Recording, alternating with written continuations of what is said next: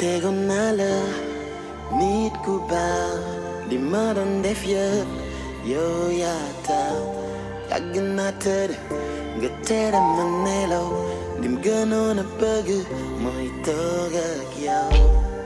I don't want to use some faiblesse ci yow ba def ma nii yaa tax ma ruus bëgg tuuma idol est-ce que yow la kii. J'ai passé les soirs assis dans le noir à rêver te voir mon idole. Est-ce que yow la kii.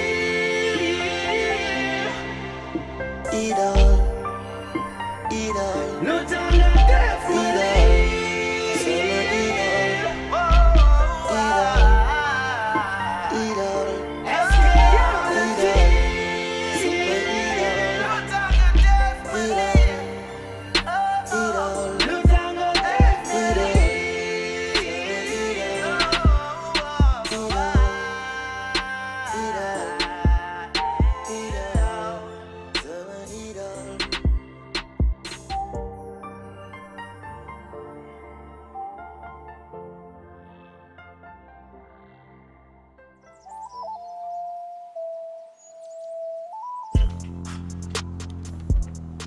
Ça va Ndella. Ça va monsieur Diack, ça va bien? Ah yaa ngi si jàmm? Ça va alhamdulilah. Ça va X. Monsieur X, ça va? yaa ngi si jàmm? ay veste la bëggoon. D'accord. Sama waaj kër gaa ngi nii. veste yaa ngi nii foonal ko. ani kii oo nga Jibi.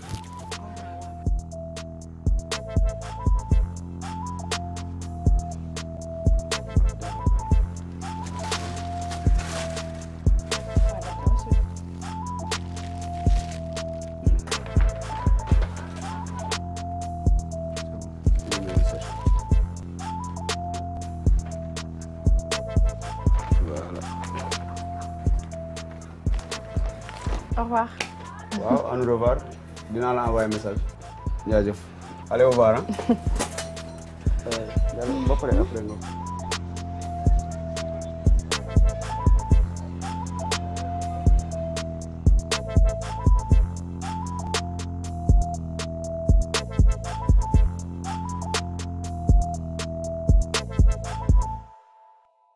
Mon très cher Saint-Jali. sama réew xol. ii dégg loolu neex na. naka maa ngi nii mais tu peux pas savoir Penda. à quel point ton retour me fait plaisir. feeñ na si sa kanam. non mais gis nga 2 jours yi passé. mais je trouvais West Info terne. ndax lan. parce que tu n'étais pas là tout simplement. ay waay man daal en tout cas leen laa lay wax. regretté naa nag li ma toog 2 jours ñëwuma parce que di xëy matin bi te du ma jàkkaarloog yow daf may metti. Penda sa bopp nga xam. mais xoolal gis nga Penda. mais bëgg naa aussi nga xam ne gis nga ñun suñu métier bi dafa sensible. bëgguma ngay bàyyi vraiment pour un oui pour un non. xam nga ku mel ni yow aussi belle plume que toi mais réew mi daf la soxla. ndax mën nga bind lenn loo xamante ne muy benn ñaar ñetti nit danañ ko lire mu am ci ñoom njëriñ loo xam ne ak impact boo xam ne yow sax doo ko mën a mesurer parce que là je sais que lim la empêché de publier cet article bi bon ça fait mal mais nag moi j'ai l'impression que il a certainement des raisons n'est-ce pas pour en arriver là man daal li ma gis mooy am na lu tax def parfois nag il y a des raisons d'état parce que n'oublie pas que information tax na guerre am. dëgg la. information indi na ay révolution dëgg la. mais information mën na tasum réew. Donc c'est des choses qu'il faut savoir bien prendre, bien traiter et les utiliser à bon escient. loolu laa amoon en tout cas lu may wax pour defal la pour wan la ne la bon yow tu es jeune. tu es talentueuse macha allah. tu as l'avenir devant toi. bi nga ma seet see nga ma defal ndax ba ma la gisee rek fàtte naa lépp. c'est que yow tu es l'une des rares personnes à savoir me rassurer comme personne. l'une des raisons aussi pour lesquelles je t'ai choisi. yow daal yaa ngi noonu rek. ay qualité rek nga fees. xam nga jën ndox rek. waaw xol moom. mbëggeel rek. xaw ma lan koy suuraale. xaw ma suuraale boo ko. mais am na événement buy ñëw. qui me tient énormément à cœur. Ah bon et c'est quoi? La fête des amoureux. lenn rek nag laa la si laaj. bëriwul yomb na. sañseel ma sañse bu noir defal ma sa rouge noir ñu ànd casser couleur comme on sait si bien le faire fête ko comme il se doit dans les règles de l'art. Penda, tu sais, notre première Saint-Valentin, Anono va faire partie des annales des fêtes de Saint-Valentin, Inch'Allah. On va révolutionner la Saint-Valentin. Nous sommes rek nga bëgg. Loolu kese laa la sa solo bi tout le reste je m'en charge. Boobaa Inch'Allah danaa solo ba mel ni midi. solul ma ba mel ni panaal. ngéwél ak Espagne ñu tëj dëkk bi. man yëg nga neex ma. Je suis au courant du vol de bébé, de Clara, Marco et tout ce qui va avec.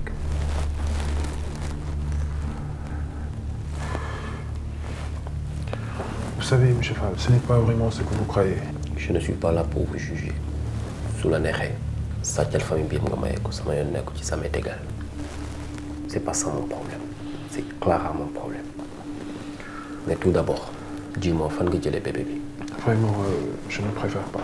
Si je voulais t'arrêter, du ma yegg si fii kon mën naa toog fi may toog ñëw jàpp la teg la réponds à ma question fan nga jëlee bébé bi. Vous savez, M. Fall, fi nga toog nii fii la Margot toogoon. Elle m'a tellement menacé, Clara et moi. lu mu waxul doo ko fàtte. ma xam ne li muy wax nii bés bu ko dëggalee sama réputation yëpp a yàqu. te sans loolu clinique bi nga xamante ne bi ñu nekkee tout temps ba léegi di suñu waaju bu góor di ci sonn ba tey ma nekk fi loolu yëpp bëggumoon mu nax saay bi affaire bi amee demoon naa sax bay wax ni accident la mais intervention ci boppam moo waruloon am man xawma lan moo ma dugal ci loolu. donc j'avais pas le choix il fallait ma lijjanti bébé ci laa dem benn bërëb gis fa ndeysaan ay xale yu jigéen yuy liggéey yu daan seen doole mooy jànq yi. salaamaaleykum. maaleykum salaam.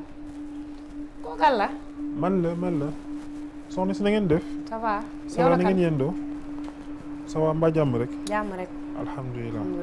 waaw man la docteur Kanté. docteur Kanté. waaw man daanaka sama cabinet fii la nekk soriwul. donc dama lay faral di seen fii yow ak yenn xale yu jigéen ñu la gisee ak sa état ak ma seen conditions yi ngeen di dundee. ma toog daal suma bureau may njort ndax vraiment est-ce que amuñu lay suivre ak yooyu yow mës ngay def visite ak yooyu di ngay faral def ay visite. mësuloo def visite. lu tax. jamono naka rek xaalis mu amul docteur yi dañuy laaj xaalis. yow si ñaata weer nga war a toll fu mu toll nii. maa ngi ci 8 mois. 8 mois yaa ngi ci 8 mois mësuloo gis médecin kenn mësuloo consulter ah soxna si loolu doy na waar di.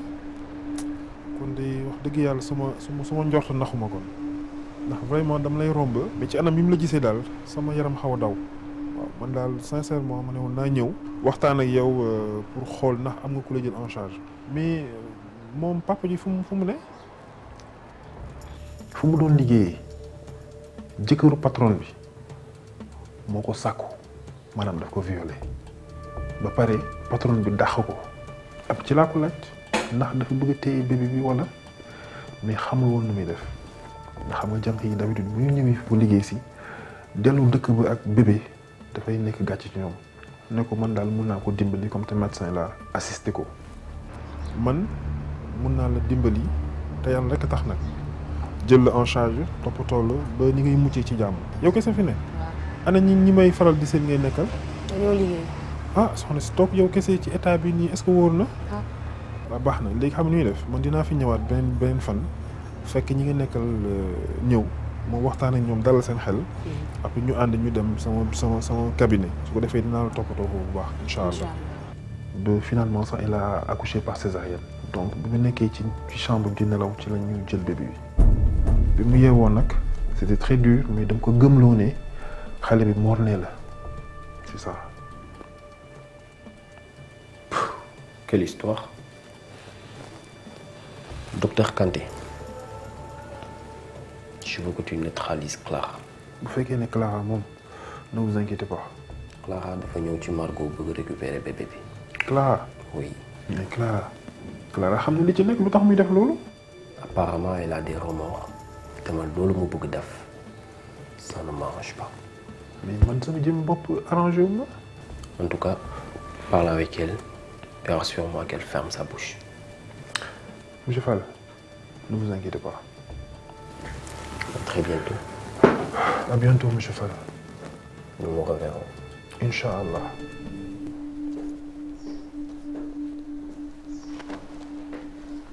Sec. Oui. bàyyi li ngay def nga saisiral ma lii j'en ai besoin en toute urgence avant 15h s'il te plaît. Ok. Monsieur Goudiaby looy def fii c'est pas encore l'heure de la pause. C'est à vous que je m'adresse. On droit toog fii. Ce n'est pas ce que j'ai dit. J'ai dit qu'il n'est pas l'heure de la pause. Je sais. Alors je vous écoute. daf ma neex ma toog fii. D'accord. Retournez dans votre bureau si vous n'avez rien à faire. Vous savez bien que ce n'est pas l'heure de la pause. Instant bi sa bureau la waroon fekk. Penda sama liggéey laa nekk ndax reportage laa war a dem amu leen oto amu leen chauffeur.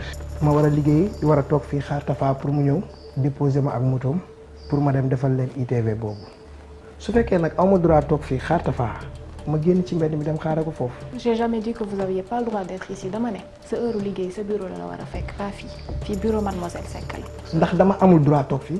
Si mais pas aux heures de travail. heure bu ma neex laay toog fii. bu ko lijjanti Seck yàkkamti naa ko depuis chez vous.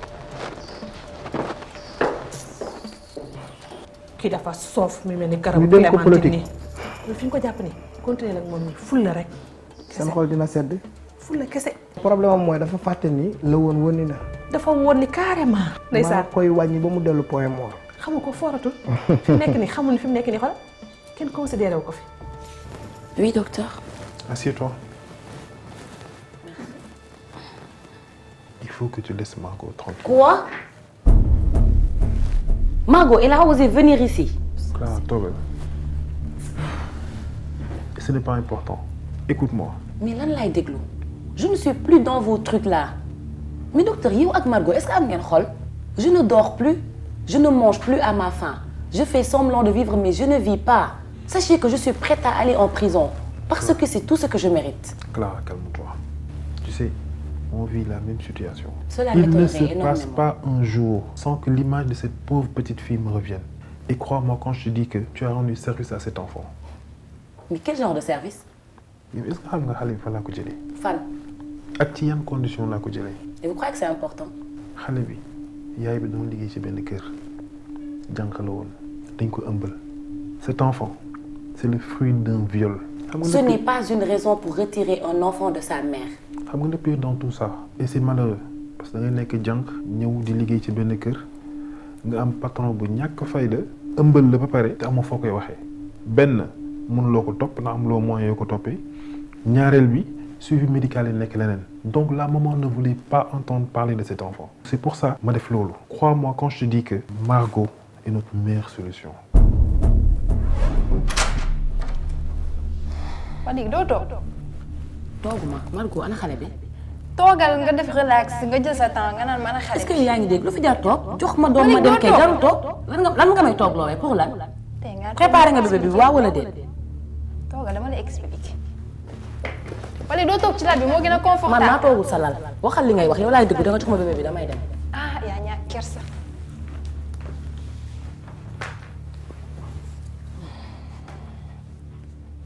ça va. En quoi cela peut être utile? Que ça aille ou pas lu si sa yoon Margot jox ma bébé bi damay dem. ah yow de yaa mujjee vulgaire. dama yàkkamti. yow léegi yow nit bi wax ak yow ça va doo ko tontu. Ça va très bien Margot tout va bien tout se passe très bien donne-moi le bébé. yaa ngi ci jàmm. nii laa nga ñëwee sama kër mel ni motard. ah scooter nga indi bi ngay ñëw. sa yoon nekku ci. mais li nga sol dara fenn. bul lijjanti nu ma ñëwee. xam nga lan moo ma fi indi. bébé bi préparé nga ko ba pare wala. waaw tey dama bëggoon ñu waxtaan. Clara yow lu mu bon bon je te considère comme une grande amie. yow tu es jeune. tu as toute la vie devant toi. pourquoi la gâcher d'un seul coup. yow Margot kan mooy sa grande amie. yow xanaa. kan mooy sa amie. xam nga lu ma lay yëgal man nag yow bokkuñu sax école bay bokk classe yaa ngi dégg li ma lay wax boo bëggee camarade da nga koy wuti. waaw même ma eggali. yow bébé bii nga bëgg a jël tey. yóbbul ko ay parents. peut-être qu'ils ont déjà fait le deuil hein. deuil de quoi. du bébé. est-ce que xam nga lan laa leen wax ba indi bébé bi. yow da nga toog laaj ma bébé ma lijjanti bébé indil la li ma fa wax ba indi ko xamoo ko kon li may waxaat ba delloo ko mënoo ko xam te sa yoon nekku ci rends-moi le bébé je m'en vais un point c'est tout. gis nga Sénégal nit danga koy defaral lu baax mu lay delloo lu bon. depuis quand tu penses aux autres toi mais Margot da nga foog ni man mi ngay waxal xaw ma la. épargne-moi sa yii nii sa cinéma yi ngay def nii di am lu sentiment jox ma bébé bi damay dem. je peux pas. nga ne. li ma wax kay dégg nga ko bu baax. je peux pas. yow Margot da nga dof la lan. bébé bi du bouger mètre. fan nga teg ne doo ma jox bébé bi te bi nga soxlaa bébé dama ko dem lijjanti indil la ko maintenant man ma soxla ko nga ne doo ma ko jox dama koy delloo. da nga ko soxla nii man maa la ko gën a soxla yaa ngi may dégg. commencé na ma miin man commencé naa ko miin il est dans de très bonnes conditions donc ça va. je ne repartirai pas aujourd'hui sans le bébé. on va d'ailleurs où il est ana bébé bi. nekku fi. yow pare woo sax. déggoo li ma wax xanaa yow xalaatuma ko sax. tu me donnes pas le bébé. non. gis nga yow nag gis nga boo ma moytuwul fii laa lay jàpp dinaa la def loo xamante ne.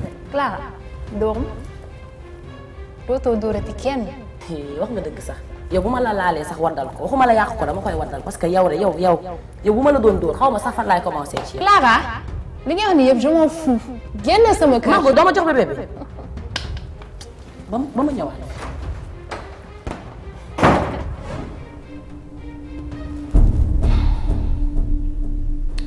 Je crois qu'il est temps que tu changes les choses. Changement bu rëy sax jot na parce que lii ma gis nii fi ñu jëm jàmm amu fa maa ngi wax ak ñi ñu commencé dëgër bopp désobéissance bi di prendre place de plus en plus Grand Laye ne me soutient pas comme je l'espère. Sama poste de DRH ak sama poste de journaliste fu ma laal mu dëgër. Il y a quelque chose qui cloche. waaye dara li tataaray saa waxoon loolu lay def te du nee naa j'ai une confiance en moi naa ko jëfe nit ku wóolu sa bopp dara du la décourager. Même pas les plus grandes défaites. Au contraire, ce sont des enseignements et je vais m'en relever beaucoup plus forte, tout simplement. Je vais tout simplement changer ma méthode. À vouloir trop jouer au malin, ils pensent pouvoir me faire démissionner.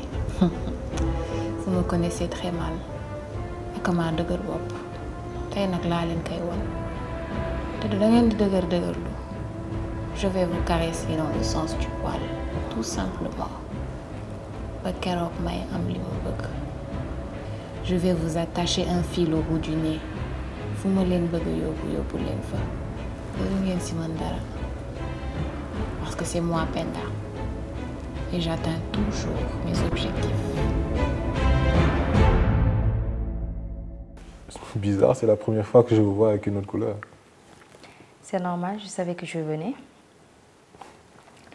Bon, je t'ai appelé pour t'informer que je devais voyager. Okay.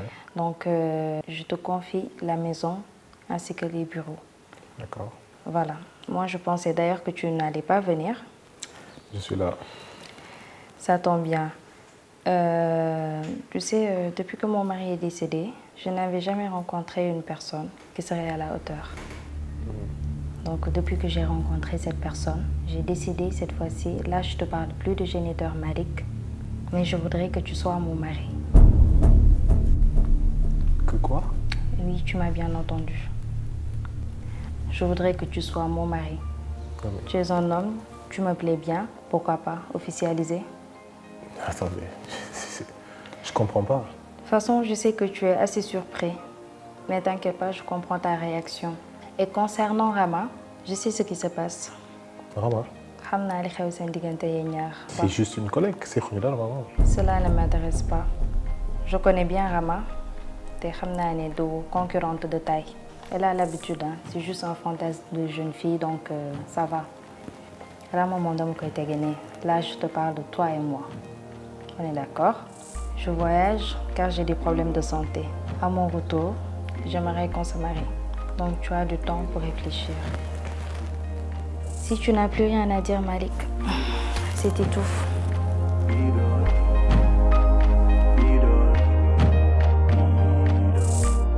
dafa am surtout lu tax ma dégg fii. ok. yor nga sa portable. portable waaw. waxoon. sama portable. dafa lu mu lay wax rek. bii rek nga yore. bii rek laa yor. fay ko. fayal rek dafa am lu ma lay won. voilà. alors may jox beneen. merci beaucoup. dëkk bi yëpp ay caméra la ak ay micro. xam nga. mais man de man mosuma xam ne ni yow wóoluwoo ma. si wóolu naa la. dafa am lu ma lay wax rek. non maa yow fi ñu jaar yëpp ay fay portable ak yooyu. non man je comprends pas. amul benn mais dama laaj est-ce que xam nga Abdoul Fall. Abdoul oui xam naa ko. est-ce que xam nga këram ak bureau bi dañ ko defar ay caméra. mais xanaa moo ko si def. non du moom. moom gars yi ba ñu enquêté ba noppi. on a découvert que. Eva moo installé ay caméra kër Abdoul. Eva men. waaw. mais non attends. lii waru leen bett man waxoon naa leen ko Rodriguez. mais Eva bu yoree élément yu mel noonu am na ku mu ko war a jox mais dama ragal plutôt mu jël élément yi jox ko Malick Ndiaye. yee laisse tomber. voilà mbir bi nag foofu la nekk. lenn dinaa leen ko xamal monsieur Rodriguez. si jamais Eva am benn faay bu jëm si Abdoul ba mu jox ko Malick xamal ni tàq na c'est fini. parfaitement suñu loolu la ñuy xalaat nag. c'est fini. xam nga moom moo taxoon Ablaye Gaye dem prison. moo taxoon sa patron mal aussi ñu da wàccee ko bu ñu sàgganee man juriste de perdre ma place yow da nga perdre sa place. alors il faut ñu jéem a xool nan lañ koy arrêter d'une manière définitive. boole ma ko mayoon ma éliminer Eva kon heure bi du ñu yegg si fii. non Eva j'en fais affaire personnelle. léegi nag je te donne carte blanche sur Malick defal la nga mun pour Malick fais ce que tu peux parce que booy boobu il faut ñu tëj gémmiñ gi d'une manière définitive xam nga lu ma la wax. laisse-moi gérer ça lenn daal laa bëgg mooy yi ma soxla boo leen ma ko joxee non Malick kenn du ko tuddati. mais xoolal foofu la yem ne me rends pas compte ci niiwul ci dara lépp lu si woon naa ko yëg ci presse bi. ok. Il y a quelque chose que tu m'as pas dit, on dirait. Bah rien. Juste que là, je suis en train de tourner la page sur l'ancienne Nafi. Je veux avoir une nouvelle vie. Une nouvelle vie? T'es sérieuse? Ouais. Tu sais, Rama, tu avais raison. Psychologiquement, je n'ai toujours pas encore fait le deuil de mon mari. Et ça, franchement, ça me perturbe. Ça me gâche la vie. Ça, je te comprends. C'est pas évident. Rama, tu sais, ma vie, elle était meilleure. Depuis que mon mari est parti, c'est le chaos. J'imagine. Attends. Mais non, tu peux pas faire ça, toi aussi. Oui, je sais. Oui, attends, viens. Je l'aimais trop, mon mari. Oh, oui, je sais. Il est parti, il m'a abandonnée. Attends, mais arrête de pleurer. Aïe, aïe, aïe. Chérie. Mais tu sais, c'est la vie. Attends, arrête de pleurer. Regarde-moi. Arrête de pleurer. C'est comme ça, c'est la vie. Et t'as toute la vie devant toi. Ou moi, j'adore te voir comme ça. Mais j'adore l'optique dans laquelle tu es actuellement. Je ne saurais te remercier. Arrête, t'as pas à me remercier, pas du tout. Tout ce que j'ai fait, tu sais très bien que je l'ai fait avec le cœur et que, enfin, t'es une sœur, t'es même pas une amie ou une collègue, t'es une sœur pour moi, d'accord? Alors, si c'était à refaire, je ferais la même chose. Au début, les malawakhon, lolo cassé là, je suis là pour toi et je le serai tout le temps pour toi. Arrête de pleurer. Arrête. Tu es toute jolie. Si tu pleures, allez là, souris là tout. Alors, mon nouvelle bonheur, maintenant, En fait, si tu vois le pourquoi du changement, c'est parce que peut-être j'ai trouvé une chaussure à mes pieds. Sérieux? Non! T'es waxagoo dara. Mais yow ban nga xam nga. Xam wax naa ko keroog kan nga doon waxal message mais tu as rien dit. Xam naa ko la xamul moo ko. Bàyyi ba ma dem faju ji ba ñëwaat. J'ai déjà pris un médecin traitant. Donc il va s'occuper de mon cas et tout. Il m'a Ça, c'est rassuré bien. que ce n'est pas quelque chose de grave. Je ne suis pas la seule à être comme ça, donc ça va. Ça va passer vite fait. Et puis... Bien sûr, tout passera. Bon, toi-même, tu sais, je me donne des moyens de réussir, oui.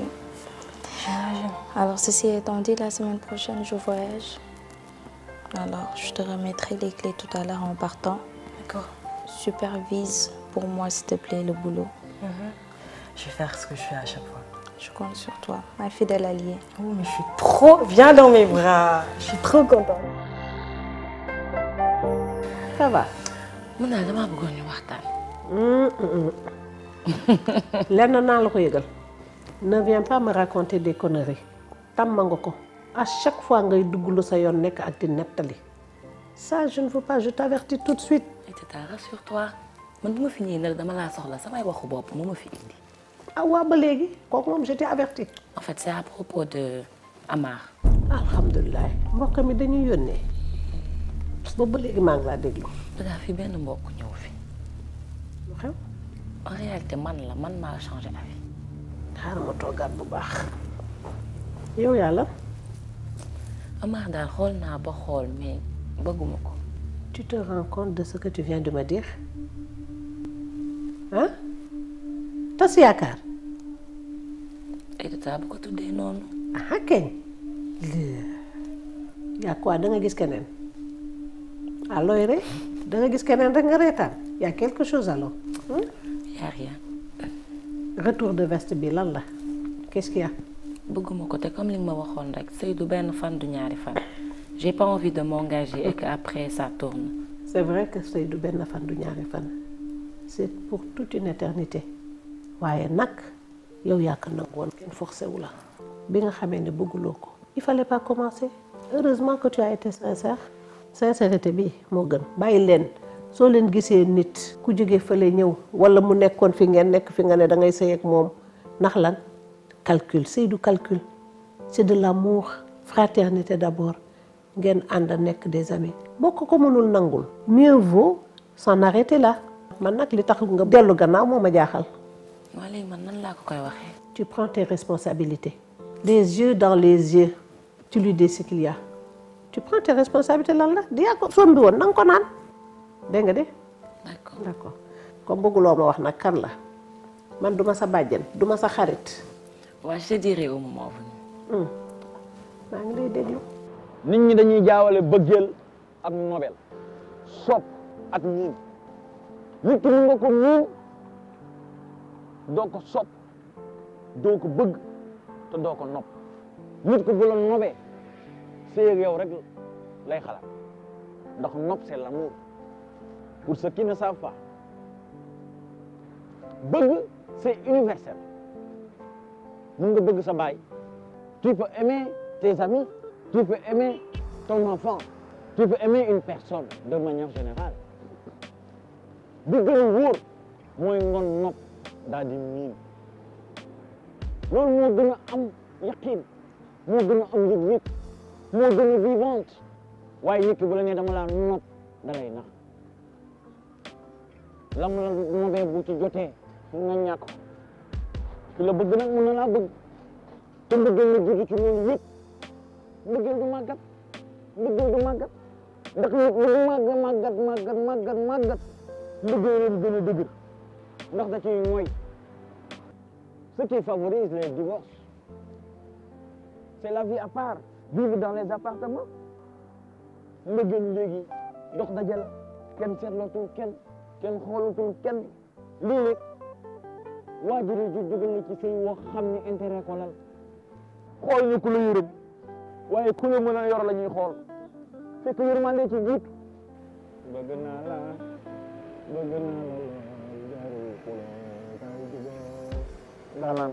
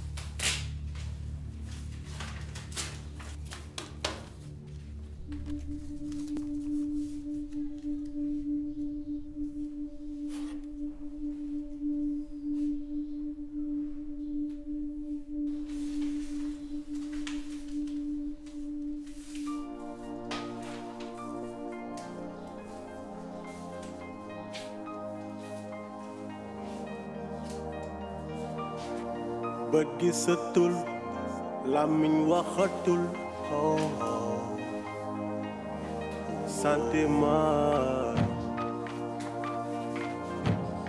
soxna si jege moo wax mooy ne si yow xale bi yaa ma jële ma ko delloo ma xale du ci yow du ci man yàlla la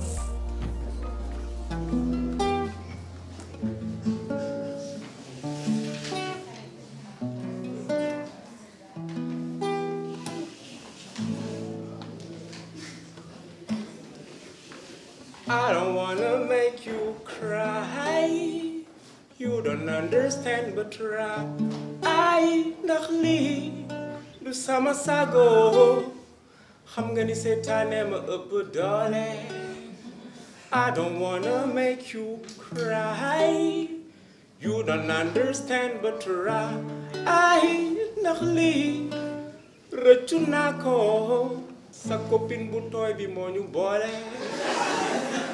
First time yéen a ànd fii baby yow yaa tax ma xam kii yow yaa ma présenté mbindeef mi dafa jékki-jékki di jaar di ma seet si di sol ay shit yu sexy bi nga demee États-Unis man ma wet fii mu dem ba bëgg ma miin si ma gunge ko ne ko bu fi dellu si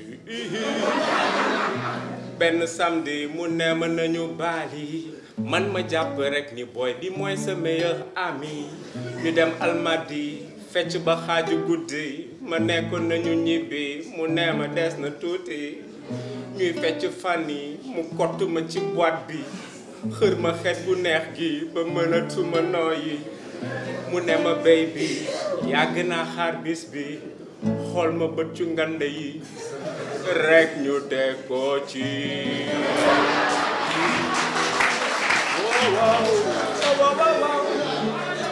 moo ñu boole moom dafa teen moo ñu boole moom dafa sain moo ñu boole te man duma sain moo ñu boole moo tax ñu bigi ni bang moo ñu boole ci waañ bi bigi ni bang bang moo ñu boole ci baat bi bigi ni bang ci mbaaru xar yi bigi ni bang bigi ni bang bang bang moo ñu boole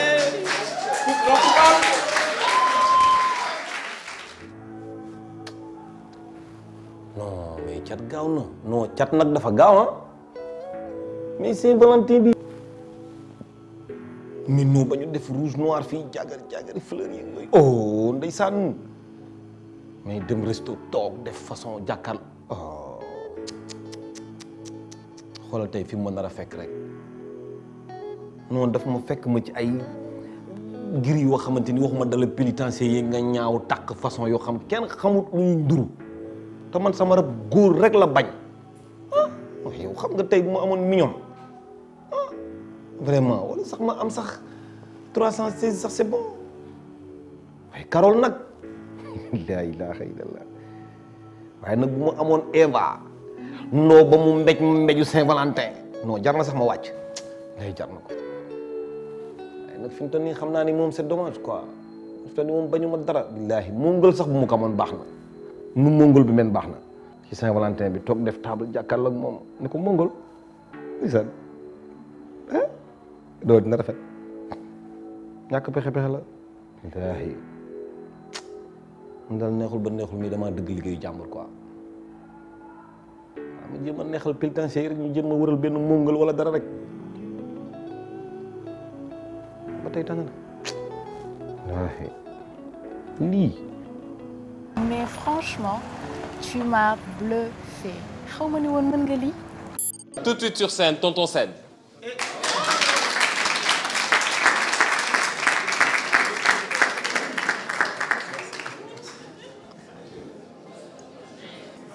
Merci à toutes et à tous. Jànq bu taaru man yow laa taamu ci biir junni biddéew yu taaru te kenn gënaluma ku dul yow. Grande dame aux allures de reine, Au cœur de ma vie, je vais au rythme de ta rigueur. Et mes pensées vont au rythme de ta douceur. Cupidon peut tirer sa révérence. Car nous sommes son meilleur coup.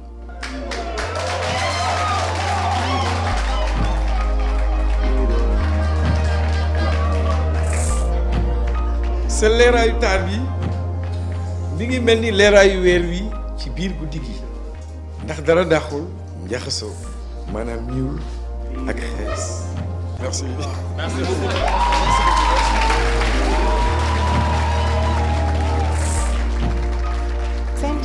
La surprise du monde, franchement, ça me fait trop plaisir. Indita, sache que tu n'es pas au bout de tes surprises. Ah oui? Ah, moi, j'ai plus de tour dans mon sac. Hein. En tout cas, ça m'a fait du bien toute cette soirée. Maintenant, je comprends pourquoi ce que tu as un moment ça, j'ai cru que c'était pas trop ton truc. Ça me fait plaisir quand même que ça t'ait plu. Et puis, je vais te dire une chose. Tu m'as rendu mes années de jeunesse. Et ça, cela n'a pas de prix. Et toi, tu m'as rendu ma foi en amour. C'est très important. Kon gaal gi. ñoo ko bokk. moo tax ñu bokk fi ñuy teeri jee.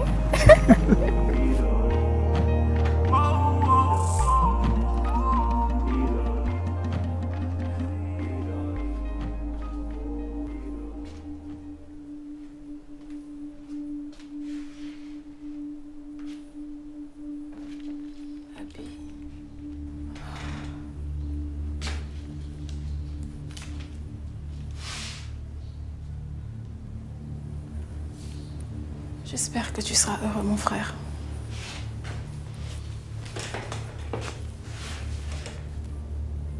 Parce que tu as tellement souffert.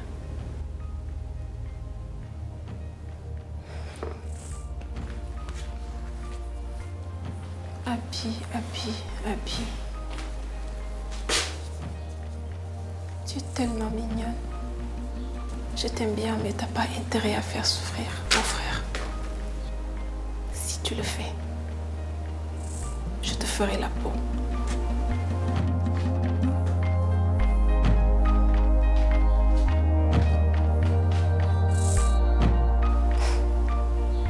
Bonne fête de Saint-Valentin, mon frère. Je t'aime très très fort.